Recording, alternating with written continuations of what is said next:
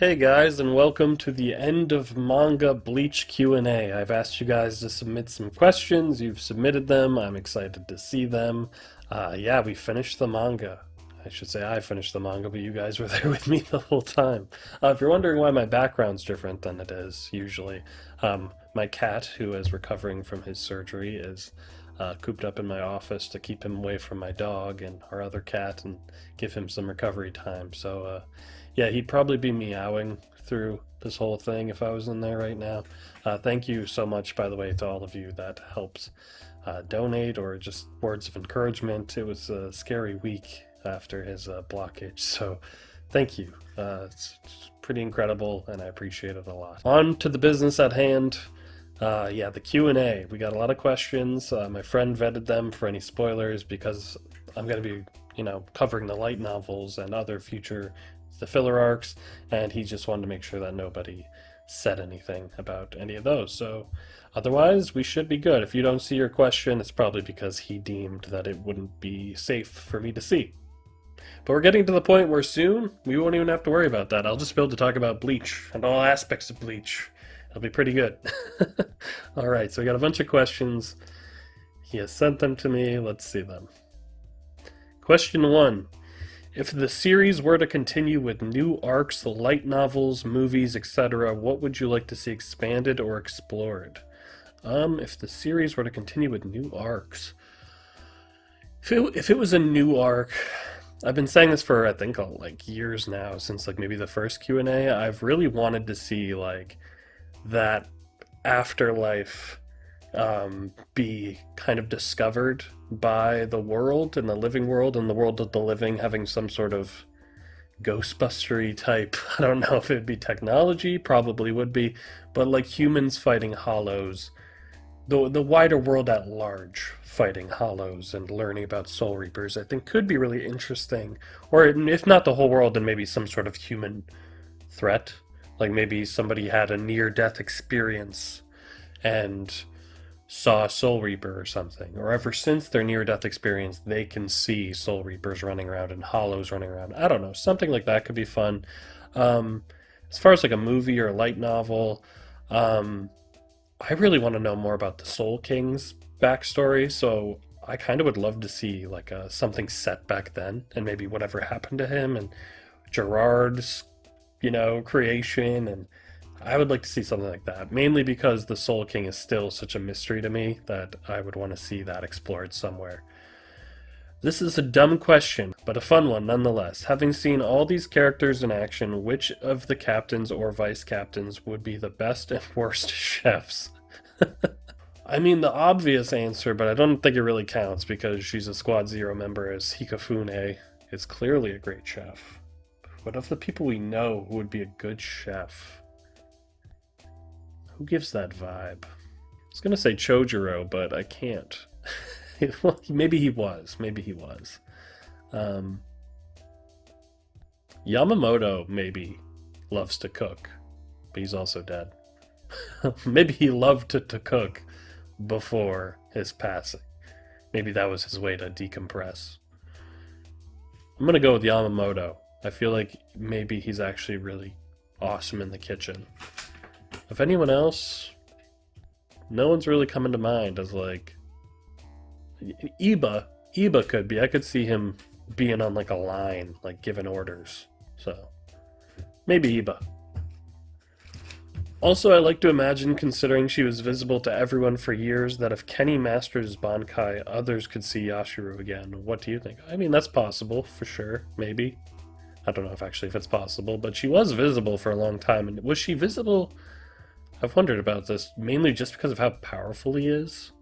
That's a weird situation. I'd love to know more. But, I mean, possibly. She was visible for so long.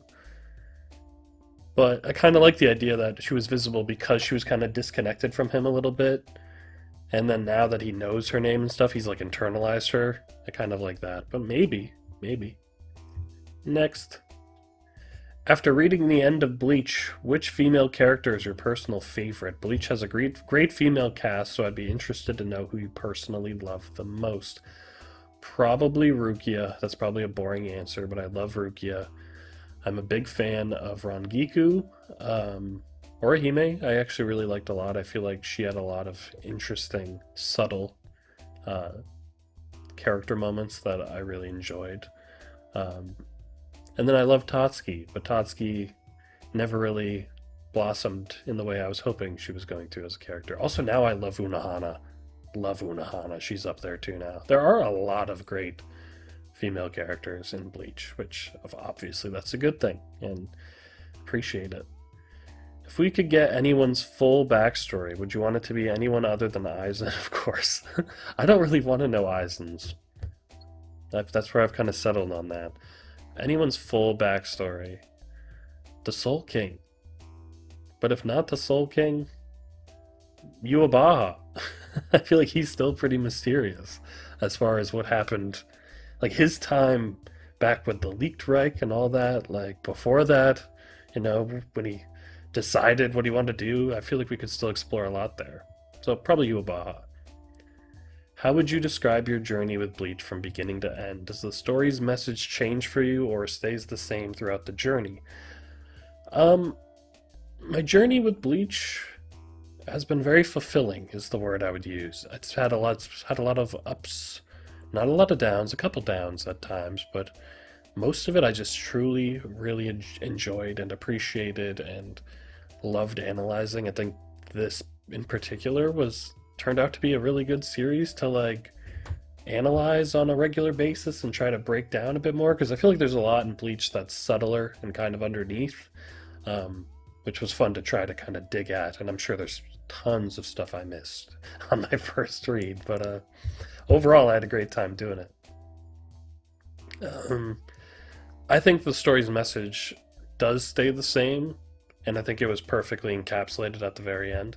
I think the whole thing was always about grief and death and life and moving forward. I think that's always what it was from the very beginning, especially the part that I loved so much back in the day with Memories in the Rain. Last question. What do you think about Core 4 releasing the first three episodes in theaters? Any plans about that? Love your content as always and wish you all the best. Thank you. You as well. Um, yeah, I have heard that the first three episodes of Core 4 are coming to theaters.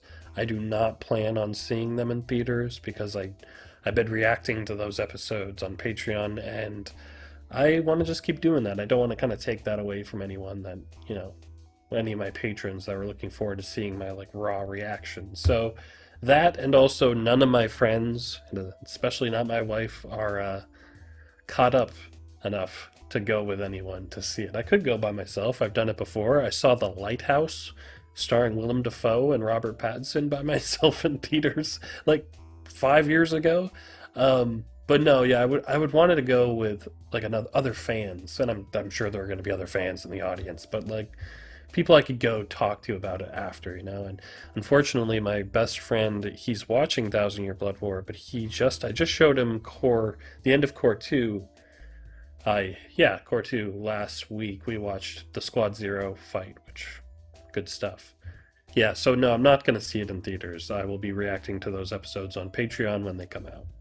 What do you think are Kubo's greatest strengths as a writer slash artist? As a writer, I think he knows how to make things subtle and not super on the nose. And I think he's got great characters, but he's good at kind of hiding their depth until he wants you to see that. As an artist, his character designs are so slick and fashionable, and everything looks really nice. Um, the characters all just look cool, so many of them. And when they don't look cool, it's usually because that's kind of the point of like what he wants to convey with them. So definitely that, I would say.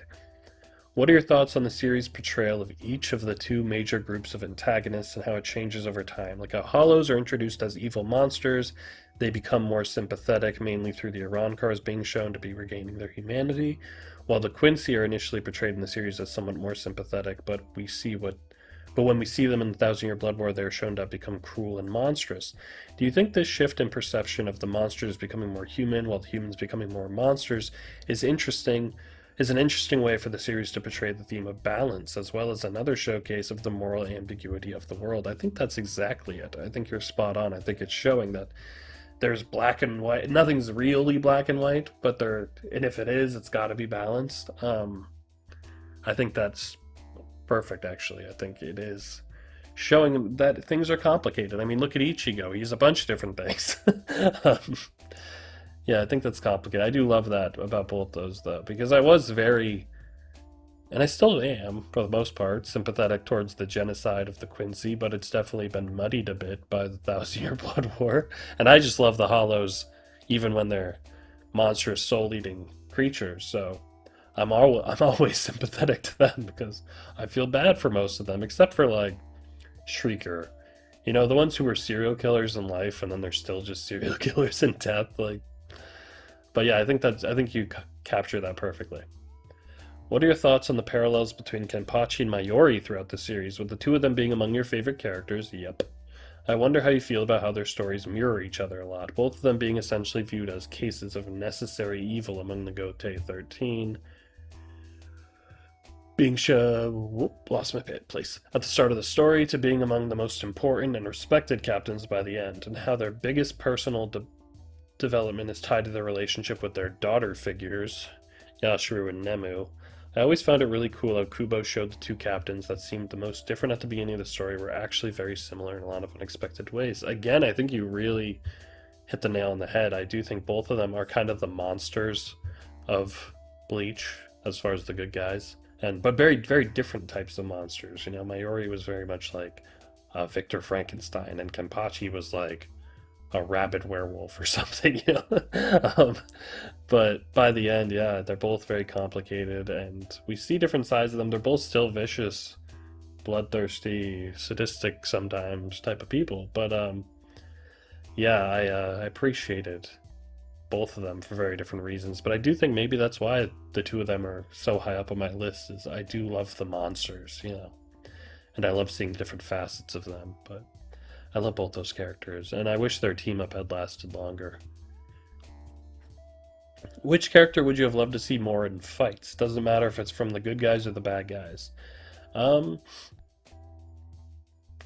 I get why we saved it, but I would have loved to have seen more Unohana fighting. I wanted to see more Ukitake fighting as well, and I get he wasn't exactly in physical condition to do that all the time, but I would have liked to have seen him fight more. Also, Hisagi fight more.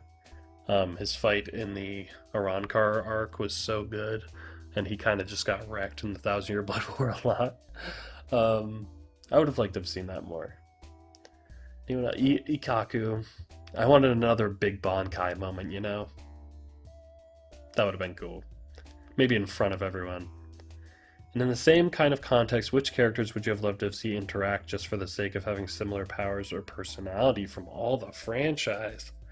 Who would I have wanted to see interact? Grimjow and Bazby is a big one for me. I said it a long time ago, and I still wish. Yamamoto and Baragan. I wanted to see a conversation between them. Um, did they? Did they have a little one? And I can't remember. I feel like there's a moment where they kind of looked at each other. They might have said something then, but like a real interaction, a memorable interaction, I would have liked. Theory for the anime adaptation new editions. The anime staff has said Kubo revealed something surprising for this final core and a new character. New character. Who could you even add? You know, who would even fit in the palace in the Thousand Year Blood War? There could be some sort of Vondenreich enemy we don't know about. Maybe someone guarding Harabel. That could be interesting. I don't know who you'd put in. I started the light novels, although it's a while ago now, but, God, why, Tokonada. Tokonada, I think, would be fun to include somehow. And I just want to see a lot of that animated, but we'll get there. I'll talk about that way more in the near future. Do you have any plans on reading The Club Outsides? There's a lot of interesting and fun info in them, and it would be a fun thing to cover. Yes, I do. I've been told that I should read what Kubo has to say and react to those. So I will at some point. We'll do a casual hangout, probably a bunch of them because there are a lot of those, and just talk about what he reveals. So, what is one thing you would go back and change? I'd swap Pepe out probably for someone, or alter him to be a little more entertaining. Maybe change that fight at least. Or alternatively, what if you would have found interesting? I have thought a little bit about this. I wanted a what if of Ichigo, whether he was raised by the Quincy's or he was re-educated by Yuabaha after the first invasion when he wanted to take Ichigo back and re-educate him. And I want to see like a Vandenreich Ichigo. I think could be really interesting. What was your favorite fight in the Thousand Year Blood War? Oh my gosh. That's a great question. There's like a lot of fights. The one that immediately sprang to mind, just I'm a little biased, is Kenpachi and versus Unohana. I thought there was a lot of cool stuff there. Just not even the fight itself, just like the meaning behind everything and the emotions and how they're communicating with each other. I liked that one a lot. Pernita and Nemu, I mean Mayuri and Nemu versus Pernita was also one I really loved. Um, Maybe that one. But I mean, there's some that I think could be expanded on and become my favorites. There's a particular Aizen fight towards the end of the manga that if they expand it in Core 4, probably could be my favorite. Yeah.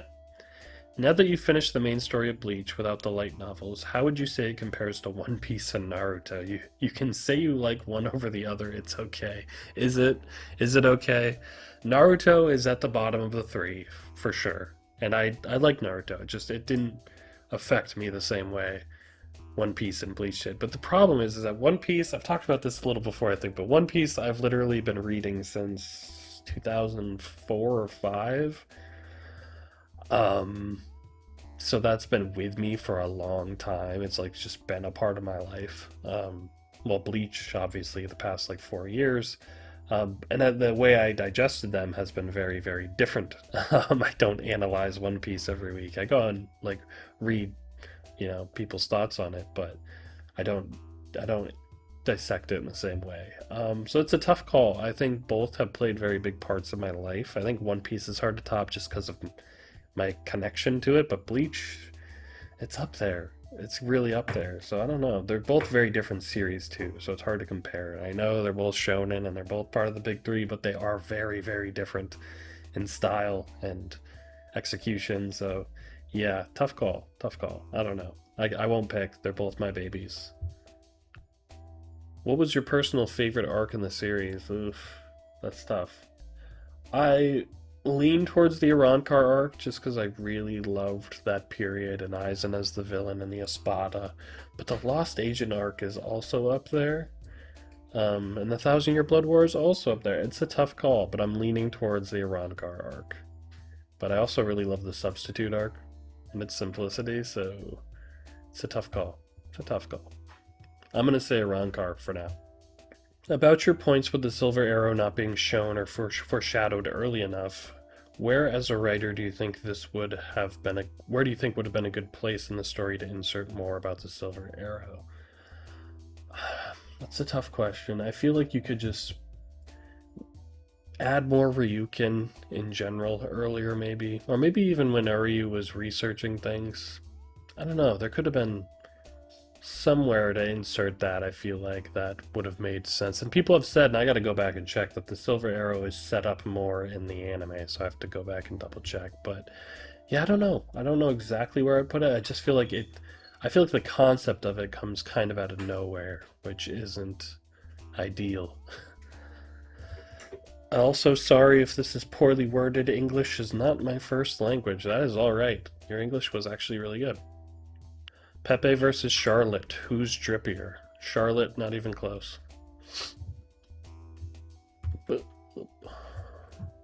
What's up? Big paper.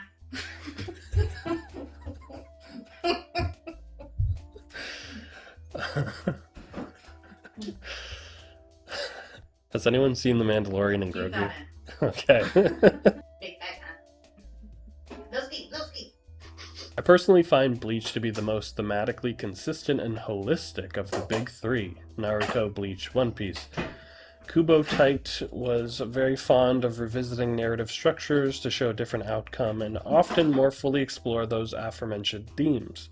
But this is pretty controversial. Many people complain some fights are a repeat of previous ones, or that whole arcs are repeats even. Can you speak on which themes within Bleach really resonated with you? Did repeating any of the narrative structures, Rukia or Hime Uryu willingly being a hostage of the enemy faction, Ichigo fighting an uphill battle against a socially isolated foe that is responsible for taking away someone close to him? I didn't really think of any of those as being repeats. There were some similarities you could say, like Orihime and Rukia both being like taken, but they were taken for like very different reasons and by very different people. So it doesn't feel that similar to me. Like in broad strokes, sure, someone got taken, but Orihime, and they both volunteered to go, I guess, so that's sort of similar, but I feel like it didn't really feel the same to me. Like when they go to Waco Mundo to rescue Orihime, yes, it sort of felt like, oh, we're getting a group together and we're gonna go rescue our lady friend again. But I don't know, it was a different vibe. It was a different vibe, and I don't think the Uryu and one is even close to the same. I think yes, he willingly became a hostage, but he wasn't. He was more of a fake traitor and a spy than like being held in a cell. You know, I don't know. It doesn't feel that similar to me. Um, so I don't know. I don't think that's that big of a deal. My bet is on the gigantic foes fought down by Big League Shinigami. Yeah, I mean that was definitely similar. Was the two giant characters Yami and Gerard um, facing? I mean they both fought Byakuya and Kenpachi, but I thought one of them was much more successful at it than the other until the ending of the Gerard fight. But what was your favorite aspect of the ending? It could be anything like a small moment to an overarching theme. Personally, it was the meta element that the pages provided, which started gaining more traction all the way from Ichibei versus Yobaha fight right to the very end. That elevated the material for me. I could see that. I really liked that too. The kind of breaking the fourth wall with Ichibei's ink was really cool. Favorite aspect of the ending? I just enjoyed where all the characters ended up, to be honest. I thought it felt right, it felt true. Um, I loved the Aizen narration at the end. I just think it all kind of thematically felt right at the end. And even though I had some problems with how the actual like battle ended, um, I felt emotionally happy at the end. I just felt fulfilled. Despite having issues with the execution of some of it, I think he really pulled it off at the end. What's your feeling on the ending state of hollows in the universe of Bleach? Because we never see them free Harabel in the official manga, nor do we see how Grimjow and Nell got her out. I really hope the anime expands on this forgotten aspect, because like you, I really love the Espadas and the hollows. Would have been cool as well since Ichigo never met Harabel. Is that true? I never thought about that. And Orihime even healed her and her Facciones. Never thought about Harabel already being beaten by the time Ichigo showed up. Um, and then when he got to Waco Mundo in the Thousand Year Blood War, she was already kidnapped. Um, Never thought about that. My feelings on the state of hollows is that there should have been more hollows, and there should have been more with the Espada. I didn't mind what Grimjow was given, but Nell should have definitely gotten more. I have an idea of what I would have wanted to see, and maybe the anime can show some of that and give them some more stuff, so that's possible. But there's a specific idea, I'll probably make a whole video about it, honestly, that I really kind of think could have worked as far as the hollows in the Thousand Year Blood War, but I'll get into that another time. Have you heard about Bleach Can't Fear Your Own World? You should read it, you'll enjoy. I am reading it, and I'm enjoying it, so yes. Have you read JJK? If no, will you read it after Bleach is done? I have watched JJK. I'm on season 2, and I have been on season 2 for a while. My wife and I watch it together, and we just kind of pick it up sometimes, and we haven't really watched it lately. I'm in the middle of the Shibuya incident. Also, the weird thing with JJK and me is my brother-in-law took us to see the season 2 recap movie, which also included the first 2 episodes of season 3. We hadn't watched season 2 yet, so we watched that recap movie, and it made no sense because it was like squishing a whole season into like an hour, and, and there I saw a lot of the major events of season two with very little context. So now we're actually watching season two and getting some of that context. And then I also saw the first two episodes of season three because I was at that movie. JJK and I have a weird relationship. But yeah, I've never read it, I have watched it. The lesson at the end of the manga and all of its journey left us for us is to face the future with courage. What do you think awaits us in the future of both Core 4 of the anime, the series as a whole, and your channel going forward? That was a really good segue. I liked that a lot. Um, in the future for Core 4, I'm hoping for a lot of fun, interpretations of the scenes, good adaptation, while also hopefully expanding and some new stuff to make it feel even better. Like, I want to end Core 4 and be like, that was better than the manga, but like still maintaining the core story of the manga and the moments of the manga, but just expand and make it even better. Um, the series as a whole, well, all I know for me is there's more fillers, light novels, and an anniversary chapter. Um, and as far as the channel, a lot of Bleach content. Obviously, I've talked about that because I'm going to be covering all those things, plus character analysis that I've been waiting to do because I wanted to see everything before I said anything stupid. Um, and then also other series that I want to get into, and I want to talk about some movies, and I want to talk about. It's mostly my channel is still going to keep kind of my aesthetics, which is like spookier, supernatural kind of series and movies and conversations. So yeah, but yeah, there's going to be a lot of fun stuff, hopefully, and I'm hoping a lot of unexpected stuff too for you guys. But coming up is going to be a retrospective on my favorite anime of all time, probably, and then also starting my analysis videos on things like Tokyo Ghoul and Hunter x Hunter. So, but Bleach will always be present in some way. I keep stressing that because it will be. I built the channel because I want to talk about Bleach, and that will never change. Even as I talk about other things, we will still have plenty of Bleach videos as well. Yeah, I liked the way you phrased that. That was cool. Who do you think wins, Chad versus the ground? Is that because Chad loses a lot and hits the ground? What changes are you looking forward to in the anime? I'm hoping, well, I know from the trailer, which I watched on Patreon the other day, that Uryu is going to have more of an expanded fight with Hashvalt, which will be cool. They always do great Uryu things, so I'm expecting more of that. So I'm looking forward to whatever they do there. I'm just looking forward to how they're going to make it feel a little less rushed in the conclusion of the battle. I'm curious to see how they pull it off because they've done some really smart additions so far in the anime, and I fully expect them to continue with really great additions. So. Who was your favorite Sternritter? I will save that for my Sternritter ranking video coming soon. Kubo often answers fan questions on his website, Club Outside, about himself, Bleach, and other stuff. For example, what was the hardest part to draw? Does Ichigo have a salary? Which female character has the biggest? Etc., etc. If you could ask Kubo anything, what would it be? What was his inspiration for King Barragan? And why did he choose to kill him? Also, if you're curious, the answers for those three questions are Xyloporo's release. That makes sense. He does get paid for being a substitute Shinigami, but nobody told him. And Neliel has the biggest. Okay, good to know.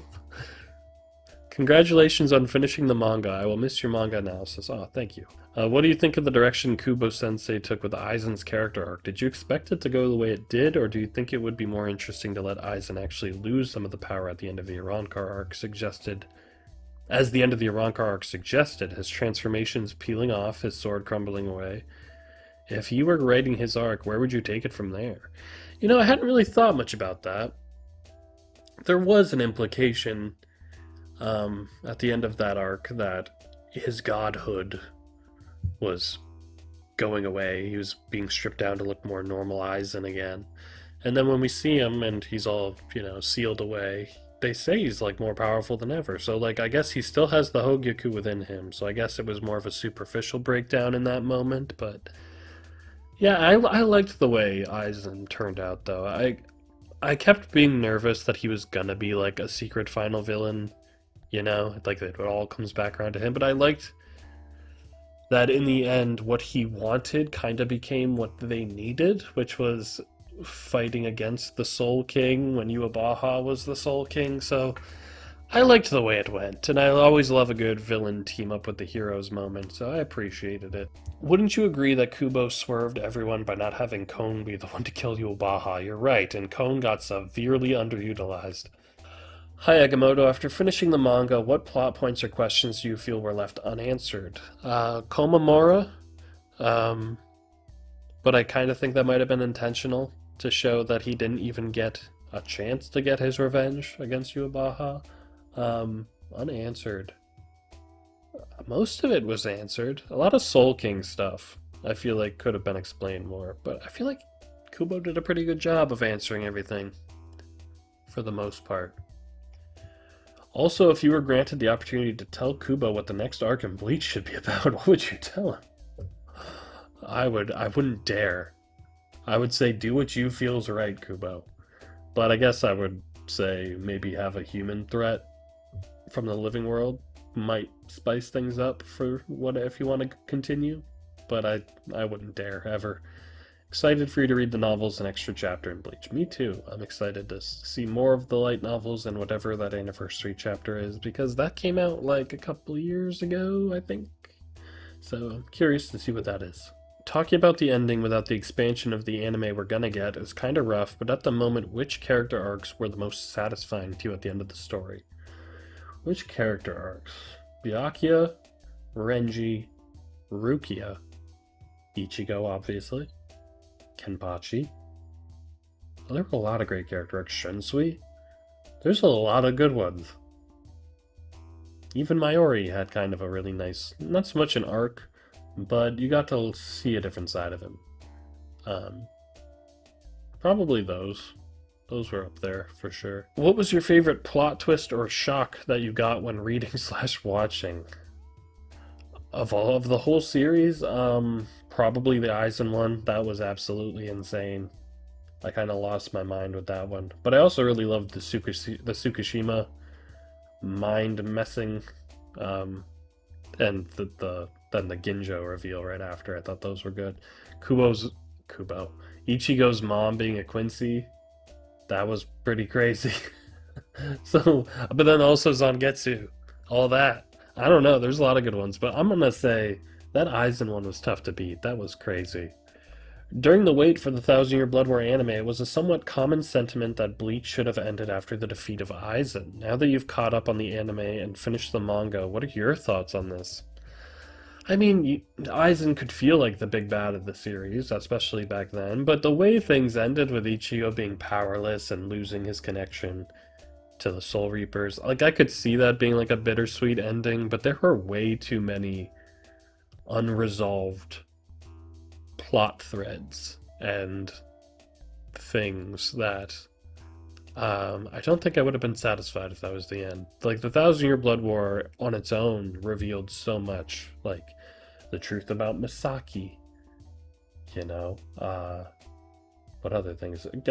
Kenpachi, getting his sword's name. You know, there was a lot of things, and a lot of the great character moments the Thousand Year Blood War brought would have been severely missed. So I'm glad it didn't end, and I don't know. I don't think I would have liked that as the ending. I don't know why people have that sentiment. I know the Lost Agent arc is like not beloved by most people, but I really loved it, so I would have been sad not to have it. Are you going to read the novels if you want to avoid spoilers? Yes, I am reading the novels. What are you reading next? And if you're taking recommendations, I would suggest The Gray Man. So I'm reading Tokyo Ghoul and Hunter x Hunter, and I am probably going to be checking out Zombie Powder soon. I bought the first two volumes just to see what that was like, and I've been told I should read Burn the Witch. Other stuff, there are plenty more probably down the road, but yeah, right now it's Tokyo Ghoul and Hunter x Hunter. What changes are the most pivotal to the story for Core 4 anime for you? I don't really need changes to the story so much as expanding and giving everything more room to breathe. Um, Maybe defeat Gerard in a different way. please read the one shot of Bleach? If you're talking about the anniversary chapter, I do plan on reading that after the light novels. Would you read Burn the Witch? Yes, I would, and I will at some point. I've heard it's connected to Bleach, so I'm excited. And yeah, between Zombie Powder and that, I'm going to be checking out Kubo's other work, so definitely. Are there any anime only editions you would like to see for the upcoming core? Extended fights, tie up loose ends? Yeah, like I just said, Gerard's fight, the ending, I feel like you could do something with. I also would just like to see more opportunities for Neliel, the Fullbringers, maybe the dads, give them a bit more. What are your thoughts on the anime of Thousand Year Blood War as of right now, just based on the content? I love the anime. It's beautiful looking. It's very exciting. It's well performed. Um, they do a good job of adapting most of it. I do miss some of the funny moments they cut out. It's kind of been a running irk of mine, just because that, like Kone's introduction and stuff like that, or Hime's outfit, like that type of stuff. They cut out some of the silliness, which I can understand to try to keep the tone a certain way, but I just miss those parts that are very Bleach, so yeah. But overall, I love it. What do you think about Ichigo Kurosaki as a character? Do you feel like he's bland and has no writing or what? No, I don't feel he's bland. Very complicated and not nearly as simple as he seems on the surface, and there's actually a lot of very interesting things there. He's super easy to root for, and I love, it's messed up to say, but I love seeing him struggle and how he overcomes it. I think that's what makes him a really great main character. Considering how a Shikai is a reflection of your outer personality and a Bankai being an expression of your true self, which Bankai and Shikai do you think express the user and their true personality the most? Okay, so the Shikai is the external, Bankai being the true self. That's a great question. The ones that come to mind off the bat are Soifone has, her like stealthy stinger, but is actually very explosive personality, so she has the missile. That's kind of fun. Shunsui, maybe, would be my answer, because I think, he's very, on the outside, he's very laissez-faire, likes to play games, chill out, drink. So his Shikai being all about games and stuff seems very like that, and then he's actually gone through so much and is one of the most tragic characters in the series. So for his Bankai to kind of portray this tragedy as a play, I liked that a lot. I think that says a lot about him. So probably Shunsui would be my answer. Anything in particular you'd want added in Core 4 that we didn't get due to the rushed pacing? For example, I think this is the best time to show a flashback of Yoruichi and Kisuke's childhood during their fight with Askin. I could see that. I would like to see more of Kisuke and Yoruichi, their past in general. Anything in particular I want added? Like I said, more Fullbringer stuff. I just feel like their inclusion was very minimal. I mean, yes, there's a particular very important thing that one of them does, but as far as actual time, they weren't there for very long, so probably that. Which character do you wish we got to see their backstory, and which character do you think works best that we don't know their past? I think the one that works best that we don't know their past is Tsukishima. I think all you needed was him being saved by Ginjo. That he feels grateful and beholden to Ginjo, but besides that, I think him not having a past of his own works fantastic for him. Which character do we wish we got to see their backstory? I'm gonna get hate for this, but it's true. King Barrigan. Show me what he was like all that time he was king. It's so biased, but it's true. It's true. Also, Askin Naklavar I would have loved to have seen. What his deal was beforehand. Kubo has said that he wanted to do an arc with a focus on a group with a French motif, like how the Ironclar are Spanish and the Quincy are German. What do you think a storyline like that could have been about, and would you be interested in hearing what Kubo's plans for such... You know what? I keep talking about the threat from the living world. Have them be French. Have the French discover the Hollows, and then the French create the means for regular human beings to fight Hollows. I don't know. I don't know what he would have done with that. Has your opinion changed on Ichigo's vasto lorde he assumed in his fight against Ukiura since finding out the truth of his Zanpakuto spirit being white? I mean, yeah, it felt less like a hostile takeover and more like. I mean, it was, but it was more like his own primal instincts. It's more Ichigo than it initially seemed. Because initially it seems like he's being taken over by the Hollow, and he is, but I think that's more. It was more Ichigo fueled than I initially thought. Initially, I thought it was his inner Hollow running rampant when he wasn't strong enough to defend those he wanted to. While I still think that's true to an extent, yeah, I agree. I now look at him as him being possessed by his Zanpakuto spirit and undergoing a type of forced Bankai release, or more likely a resurrection. Yeah, that's an interesting perspective. Thanks for all the work you do. Thank you. P.S. The Secret Agent arc is the best arc in Bleach. If you're talking about the Lost Agent arc, I also love it. I don't know about it if it's the best, but I do love it. Who are your new top 10 favorite characters since finishing the series? I'm going to save rankings and top 10s for when I do videos for those, because I have a few of those coming up, but some of them are surprising. The top 10 favorite characters of the whole series could be an interesting one. That'd be hard, though. I'd have to push a lot of people off the list that I wish I wouldn't have to. Maybe I could do like a top 25. I don't know. Now that you've read all of Bleach, do you think you'll ever do a reread to see all the foreshadowing and setup that wasn't obvious before, or not? It could be fun. I don't know if I would do it as a video, but maybe it could be fun as like a one video or something of what I found. I'd read it on my own, I think. Someone jokingly, I saw one of my friends sent one of the comments on the last video was like it was something like now begins the second time reading Bleach, and it's like another 4 years. But yeah, I mean, I'm sure there's a lot I missed and a lot of great foreshadowing, so it could be fun someday to go back and I know I'll reread it at some point, so yeah, I'll say yeah, but probably not. I probably won't do it the same way I did this. Would you consider uploading the anime reactions on YouTube, this channel or another one? And are you planning to continue the anime reactions on the Patreon? I am going to be watching the anime episodes each week on Patreon, and then the review for it will be on YouTube. The actual reaction will be only on Patreon. I keep that separate.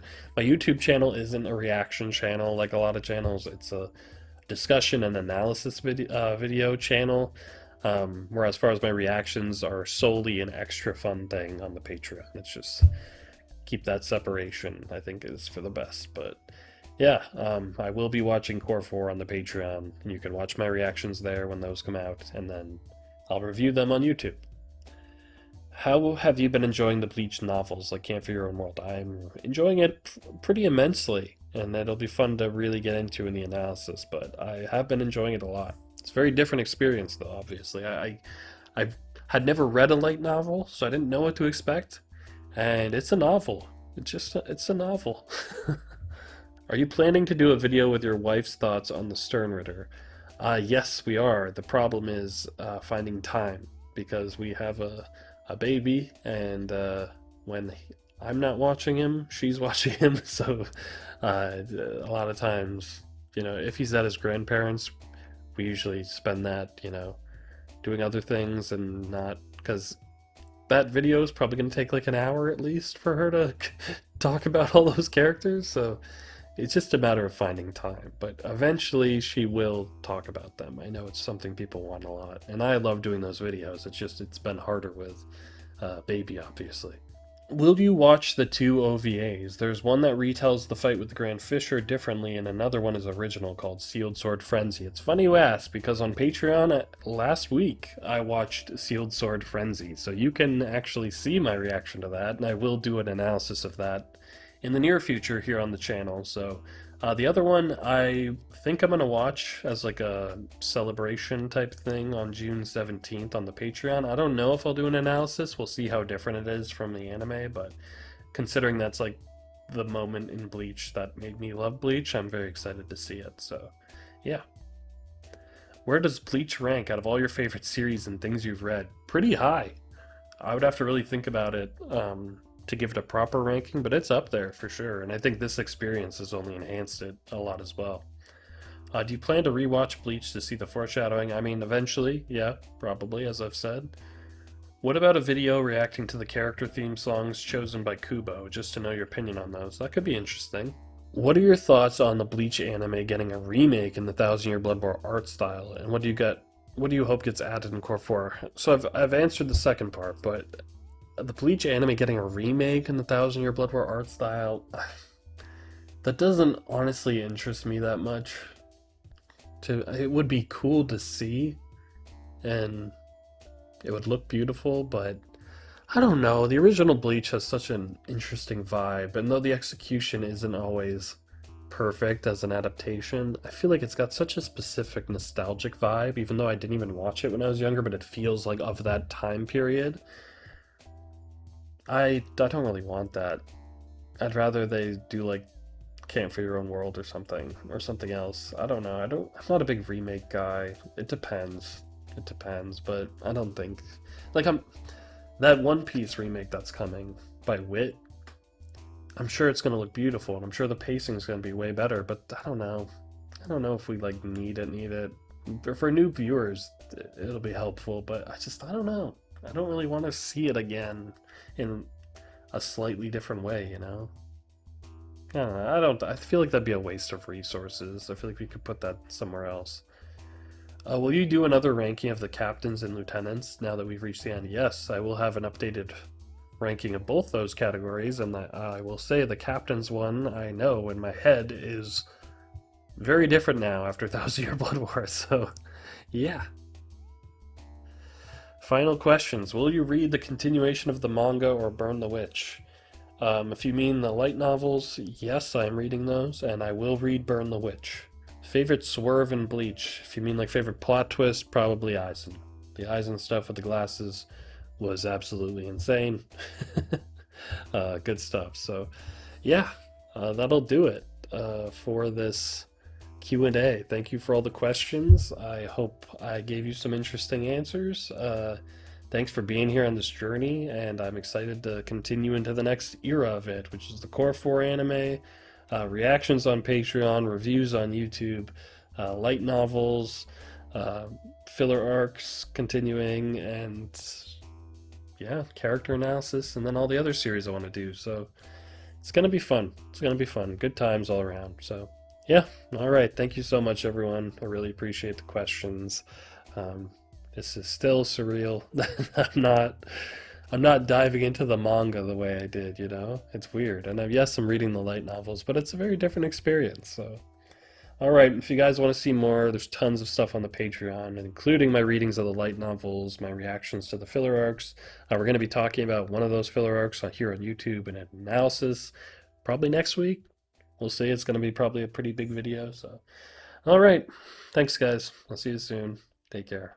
Bye.